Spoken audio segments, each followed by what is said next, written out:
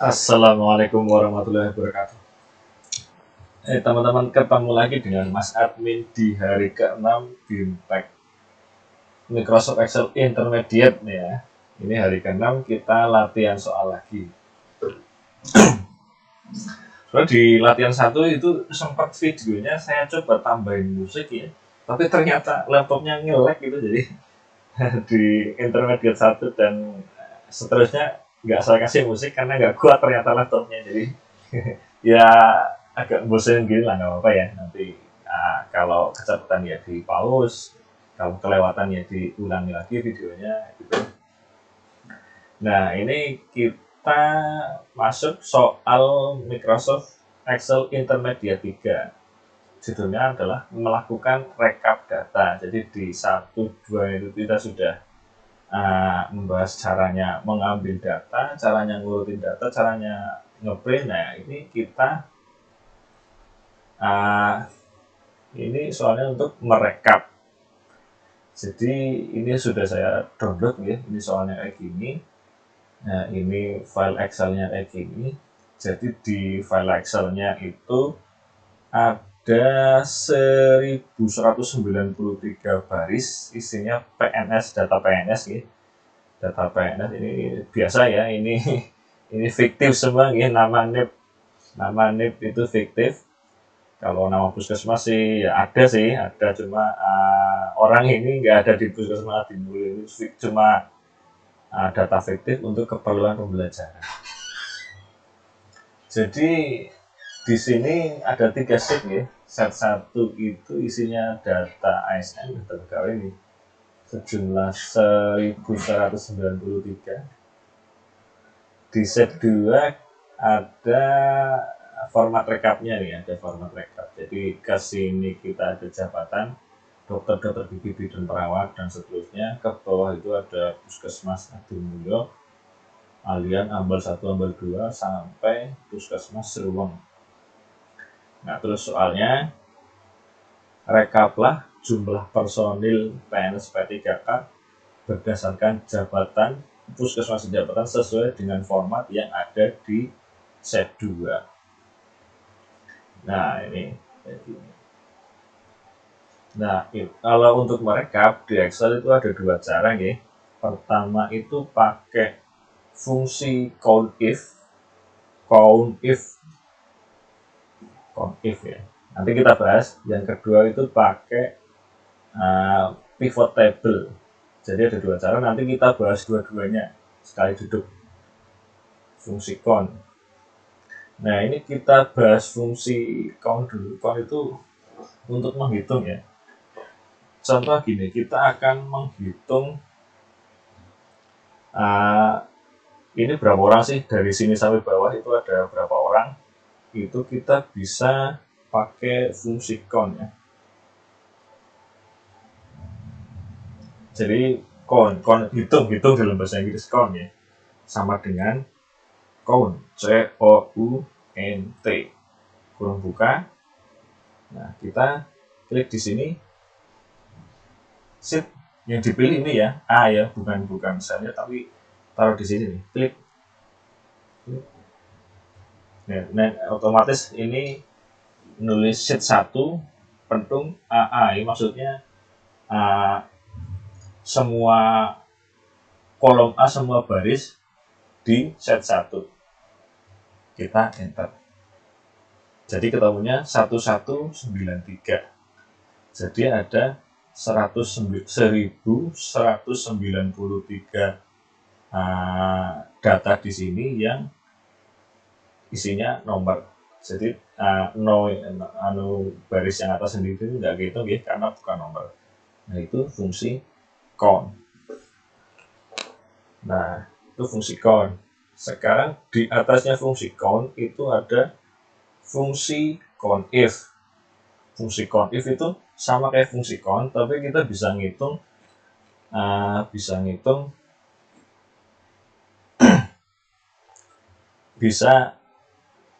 data tertentu. Cuma contoh kita cari berapa PNS di sini yang bekerja di puskesmas Adimulyo, itu kita bisa pakai fungsi COUNTIF. Caranya Ketik COUNT if ya sama dengan count if kurung buka kita klik di sini ya yang ada datanya puskesmas. Lagi rekaman bro, lanjut ya bro.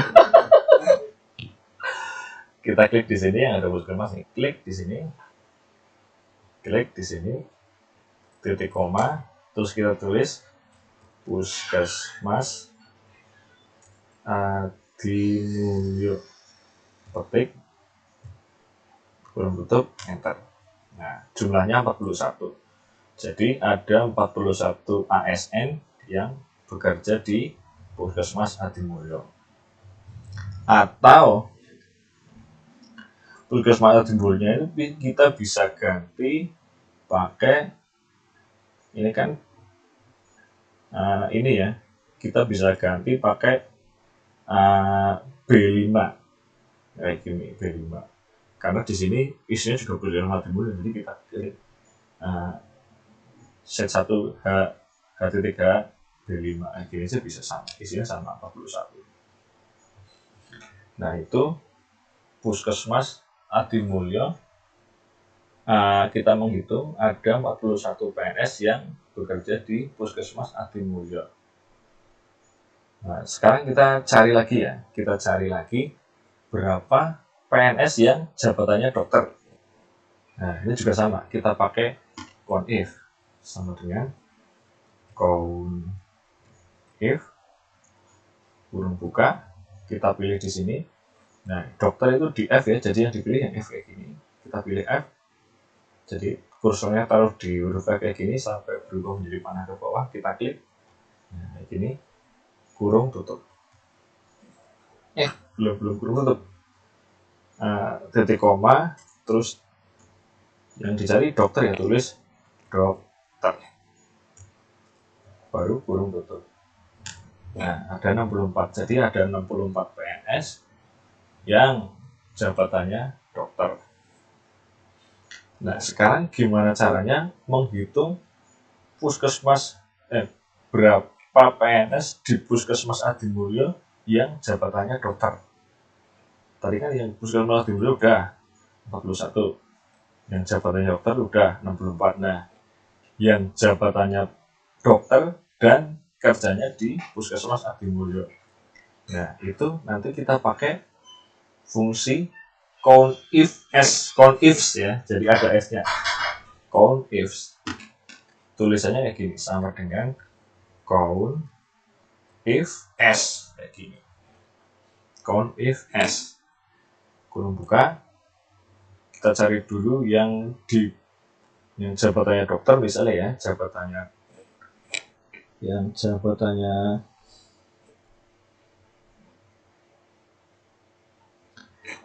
yang kerjanya di Puskesmas Adimulyo, kita klik kayak gini, klik.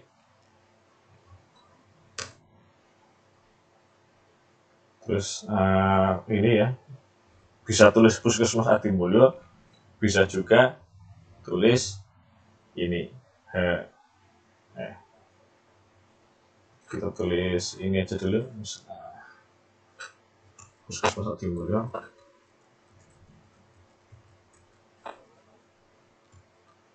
Terus titik koma lagi, terus yang dokter tadi itu di sini jabatan sini, klik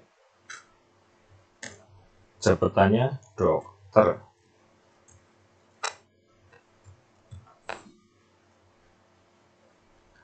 Count if set 1 H Puskesmas Adimulyo, set 1F dokter. Ini kan jabatan, ini puskesmas, ini dokter, cuma kita enter. Isinya 2, jadi ada 2 orang yang kerjanya di Puskesmas Adimulyo, jabatannya dokter. Cek lagi, ini 1, 2, ada 2 orang benar. Nah ini bisa kita ganti, Puskesmas Adimulyo itu bisa kita ganti ini ya, B5. Nah, dokternya bisa kita ganti C4. Nah hasilnya sama 2. Nah Ini sudah, ini harusnya sih tinggal kita tarik ke sini sama ke sini, cuma ini nggak bisa ya, nggak bisa langsung kita tarik. Coba kita tarik ke bawah, itu 0 ya, bawahnya 0. Kita tarik ke sini juga 0, karena rumusnya cuma berfungsi di sini di sel C5. Nah, gimana supaya bisa ditarik? Nah, ini fungsinya kita modifikasi. Modifikasi pertama. Jadi ini ya, ini H itu berarti kan kolom H. Kolom H itu di atasnya kita kasih, di depannya H itu kita kasih tanda dolar. Dolar itu di atasnya angka 4. Itu biar nanti kalau digeser ke sini itu nggak berubah. Nah, B5-nya di depan B ini kita kasih dolar. Tapi di depan angka 5 nggak usah kasih dolar, biar kalau ditarik ke bawah tetap berubah gitu. Nah, terus 4 itu kita kasih depannya ada dolar. Ada dolar. Nah, C-nya itu karena ini tetap ya, karena C-nya ABC-nya kan bisa berubah ya, dokter di sini, dokter di C, dokter gigi di D, bidan di E. Nah, ini C-nya tetap, cuma baris keberapanya kita kunci, karena barisnya tetap di sini ya, barisnya tetap di sini, baris keempat kita kunci pakai tanda dolar. Nah, ini jadi sekarang fungsinya kayak gini. Jadi set 1 dolar H titik koma dolar B 5. Jadi kolom B-nya kita kunci, tapi barisnya nggak kita kunci, barisnya bisa berubah nanti. Itu kolom F-nya kita kunci, terus kolom C-nya nggak kita kunci, jadi mungkin bisa berubah, tapi barisnya kita kunci. Nah, sekarang kita enter. Coba kita tarik ke kanan. Nah, berarti bisa ya, bisa. Kita terusin sampai sini, sampai polarisasi umum udah ketemu. Udah, sekarang kita blok lagi sampai sini. Kita terusin ke bawah, kita tarik ke bawah sampai bawah. Nah, udah, ini sudah ketemu masing personil dan puskesmasnya berapa, perawatan berapa, produksi berapa. Nah, sekarang kita cari jumlahnya di sini. Untuk mencari jumlah di sini, kita pakai fungsi sum, sum. Caranya sama dengan sum dalam kurung. Nah, ini kita blok ya, blok dari sini, C ini ke sini, set sampai sini. Sum C5 Q5 kurung untuk klik 41, jumlahnya 41. Nah, kita terusin ke bawah, set sampai sini. Set. Jadi ini kelihatan jumlah per puskesmasnya, 41 orang untuk puskesmas di Mulyo, Alian 39, Ambal 138, Ambal 238 juga sama. Nah, sekarang kita jumlah per jabatan.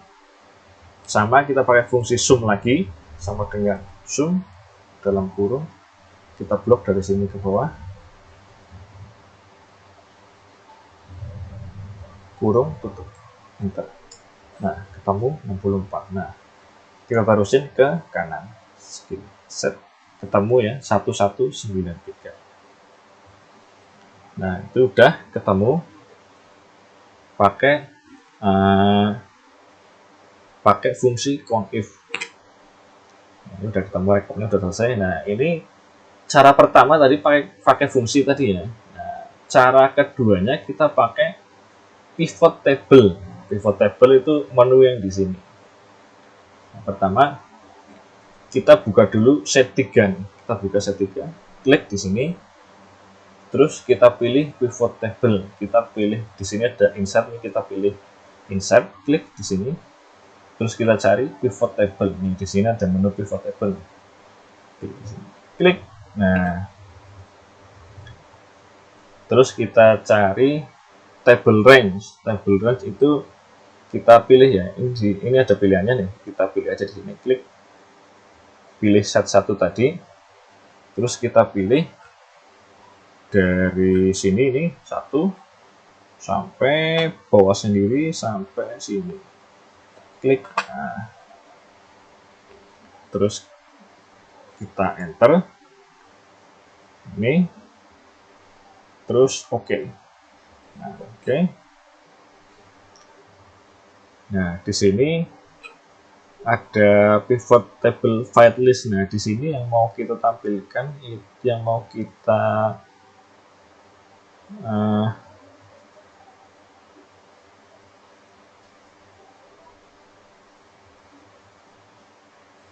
ini kita milih nama, sini dicentang nama, jabatan, sama puskesmas.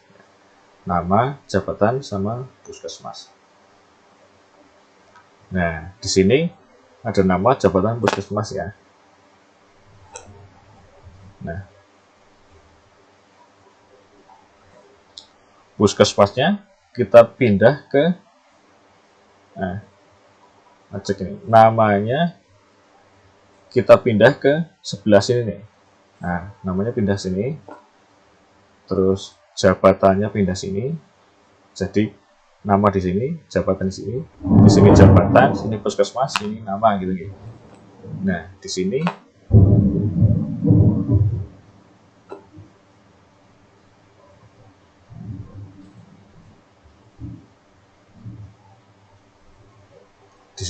udah ketahuan nih, sama nih. Nah, sama kayak tadi nih. Jadi ada dokternya 2, dokter giginya 2, terus totalnya 41, juga sama ketahuan. Ini udah selesai kayak gini, cuma bedanya ini urutannya nggak bisa dipindah. Jadi kalau ini kan kita bisa dokter dulu ya, dokter dulu bidan. Kalau ini, kalau pakai pivot table itu urutannya yang bikin Excel-nya. Kita nggak bisa ganti ini, kita nggak bisa ganti urutan ini.